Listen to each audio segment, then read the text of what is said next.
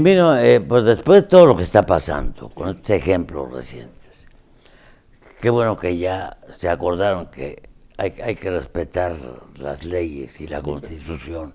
Qué bueno que se acordaron. Ahora, en el 18 tenemos elecciones. Así es. Donde van a estar representadas todas las ideologías. Así es. La derecha, la izquierda, el centro, todas, a través de los partidos. Naturalmente, con este abanico de partidos y de candidatos, que yo creo que va a ser una elección muy reñida, desde hoy se siente que así va a ser, el país va a ser sometido a una prueba de fuego. ¿Qué va a pasar en el 18? De acuerdo con el desarrollo que están teniendo las cosas.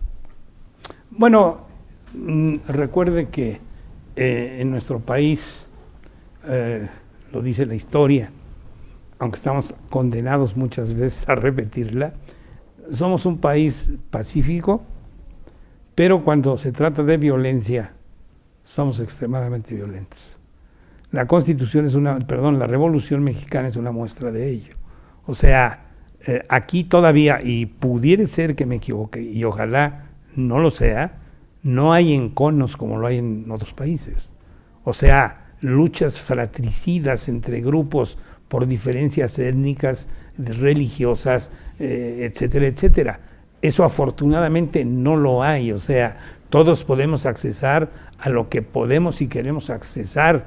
A nadie le impiden llegar a hacer lo que quiera hacer por el color de su piel, por su religión, por sus preferencias sexuales, por cualquier otra situación que no sea su propia capacidad. Y además todos estamos acostumbrados a eso. Lo único que nos hiere y nos lacera es el hambre, o sea, las clases menos protegidas, que por primera vez la ley de amparo se ocupa de echarles la mano en muchos asuntos en donde no tienen la capacidad económica de ver un abogado y son despojadas de toda una serie de cosas. En ese sentido, si no hay candidato que genere esos enconos que no existen, definitivamente creo que sí va a haber una elección muy movida, muy jalada, muy jaloneada, pero de ninguna manera creemos, yo en lo personal, lleguemos a esos extremos. Todo el mundo sabe, por lo que nos dijo el abuelito, por lo que nos platicó la bisabuela, etcétera, de que no había que comer, que se peleaban por una almú de maíz en aquel tiempo, que a fulanito de tal o a toda una familia se la llevó la gleba y no supieron jamás de ellos. O sea que la gente sabe de todos esos eventos, definitivamente. Y la historia obviamente refleja mucho los mismos, la televisión, los libros y demás y todo. Entonces, la pensamos dos veces. Generalmente las personas, como en este caso, violentas, que sabemos ya qué gremio es y demás, pues ellos tienen una bandera, mala o buena o lo que sea, pero es una bandera que nada tiene que ver que estamos en contra del gobierno porque es el gobierno. De ninguna manera. Ellos dicen que es una reforma para privatizar la educación, equivocadamente si quiere y demás, y yo siento que el gobierno no ha sido lo suficientemente capaz de sentarse en la mesa más larga que haya para el efecto de decirles esto es así, y la ley dice esto, ahora sí con peras y manzanas, y tan es así que tenemos el 95% de gente trabajando y el 5% no. Definitivamente, que es hablar con la verdad. Si tanto hablamos de la transparencia, de que todo debe ser transparente, que todos tienen que rendir cuentas, comencemos a hacerlo, porque si no lo hacemos, vamos a terminar mal, definitivamente. Ahora, por ejemplo, maestro, tenemos el asunto educativo. Yo de verdad no concibo cómo un secretario se reúne con la CENTE y después de varias discusiones acuerdan 3 mesas para discutir distintos temas. Bueno, se supone que hay diálogo ya, y hay una decisión de organizar 3 sesiones con diferentes aspectos.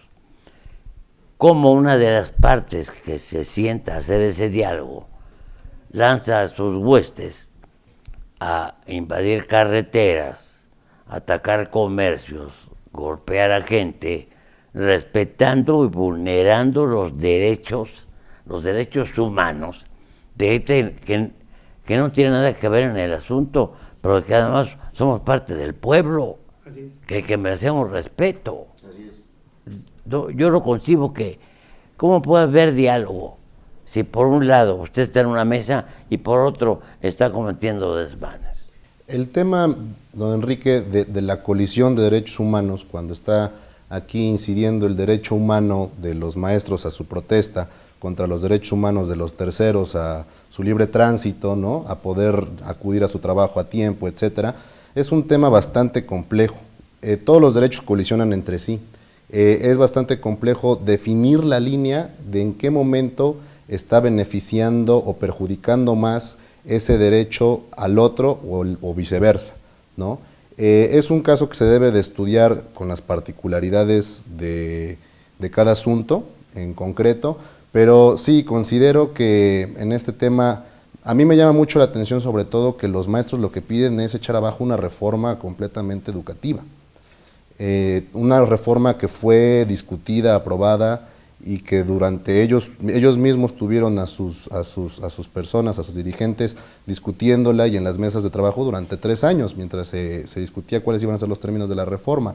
Bajo un punto estricto bajo un punto de vista estricto de Estado de Derecho, no es posible que unas personas vayan en contra de la democracia que eligieron todos.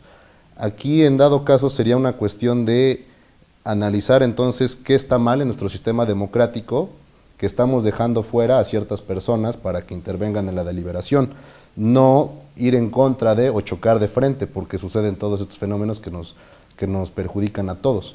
Sería algo en general. Tenemos 1 minuto para despedirnos, maestro. ¿Cuál es su conclusión? Bueno, la conclusión es que vivimos en un país en donde todo lo que está sucediendo es consecuencia de la democracia, consecuencia de la participación de todos los involucrados en los temas, y que no solamente puedan hablar y sean escuchados, sino puedan intervenir para esos fines y efectos, definitivamente, cualquiera que sea su ideología, su forma, etcétera. Y es lo que nos dará seguridad en las próximas elecciones que se vienen. Así es mi manera de ver. Probablemente esté yo equivocado, pero no lo creo. Muy bien. Con mucho gusto, doctor Antonio Alejandro Carcayo Martínez, y al maestro Alberto Mendoza Torres. Gracias. Y amigos, nos vemos el próximo domingo.